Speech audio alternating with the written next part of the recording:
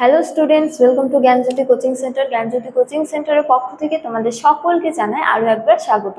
তো স্টুডেন্টস, আজকে আমি যে বিষয় নিয়ে তোমাদের সামনে চলে এসেছি সেটি তোমাদের ফার্স্ট সেমিস্টার মেজর হিস্ট্রির ফার্স্ট ইউনিটের একটি টপিক। তো আলোচনা শুরু করার পূর্বে বলে রাখি, তোমরা যারা এখনও আমাদের সাথে যুক্ত হওনি কিংবা যুক্ত হতে চাইছো তারা কিন্তু কর্নারের এই দুটো নাম্বারের মধ্যে যে কোনো একটিতে যোগাযোগ করে আমাদের সাথে যুক্ত হতে পারো।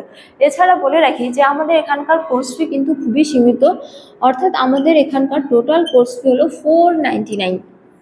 তো তোমরা যারা আমাদের সাথে যুক্ত হতে চাইছো তারা কিন্তু যুক্ত হতে পারো। চলো এবার আমরা আজকের আলোচনা শুরু করি। তো আজকের আমার আলোচনার বিষয় হলো এপিক বা মহাকাব্য, বা বলা যায় যে প্রাচীন ভারতের ইতিহাস রচনায় এই মহাকাব্যগুলির গুরুত্ব আলোচনা করো। তো বলা যায় যে প্রাচীন ভারতের ইতিহাস রচনায় বৈদিক সাহিত্যের পরেই এই মহাকাব্যগুলির গুরুত্ব অপরিসীম। তো আমরা সবাই জানি আমাদের হিন্দু ধর্মে দুটি মহাকাব্য রয়েছে, যথা রামায়ণ এবং মহাভারত। তো এবার আমরা রামায়ণ ও মহাভারত সম্পর্কে একটু আলোচনা করব। তো বলা যায় যে রামায়ণ মূলত খ্রিস্টপূর্ব তৃতীয় ও দ্বিতীয় শতক থেকে খ্রিস্টীয় দ্বিতীয় ও তৃতীয় শতকের মধ্যে রচিত হয়েছিল, এবং এই গ্রন্থটি মূলত রচনা করেছিলেন মহর্ষি বাল্মীকি। এছাড়া বলা যায় যে এই গ্রন্থটি মূলত সংস্কৃত ভাষায় রচিত হয়েছিল। তো এই গ্রন্থটি 7টি খণ্ডে বিভক্ত এবং এতে 24,000 শ্লোক রয়েছে। তো রামায়ণের প্রধান বিষয়বস্তু কি ছিল?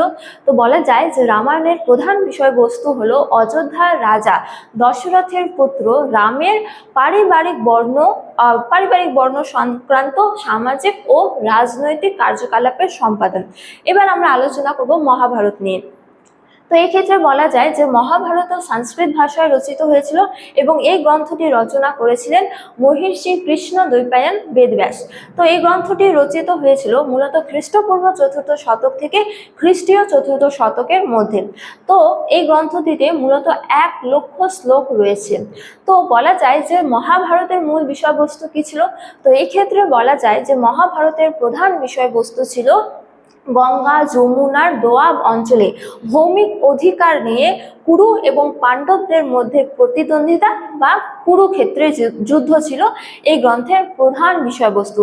তো এবার আমরা আলোচনা করব যে এই গ্রন্থগুলির ঐতিহাসিক গুরুত্ব নিয়ে, বা মহাকাব্যের ঐতিহাসিক গুরুত্ব নিয়ে, বা এই মহাকাব্যগুলি আমাদের প্রাচীন ভারতের কি কি তথ্য সম্পর্কে জানতে সাহায্য করে।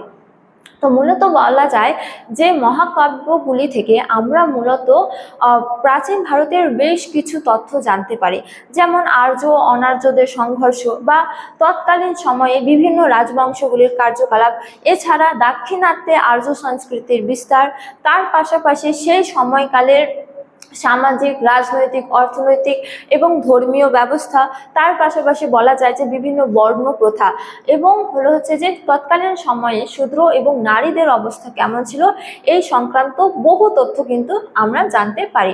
ফলে বলা যায় যে প্রাচীন ভারতের ইতিহাস রচনায় এই মহাকাব্যগুলির গুরুত্ব কিন্তু খুবই অপরিসীম। তো স্টুডেন্টস, এই ছিল আজকে আমার আলোচনার বিষয়। তোমাদের ভালো লাগলে অবশ্যই লাইক করো এবং বন্ধুদের সঙ্গে শেয়ার করো, এবং আমাকে অবশ্যই কমেন্ট করে জানিও তোমাদের ভিডিওটি কেমন লেগেছে। তোমাদের সাথে দেখা হবে অন্য এক ভিডিওতে অন্য এক টপিক নিয়ে। ততক্ষণ ভালো থাকো, সুস্থ থাকো। Thank you.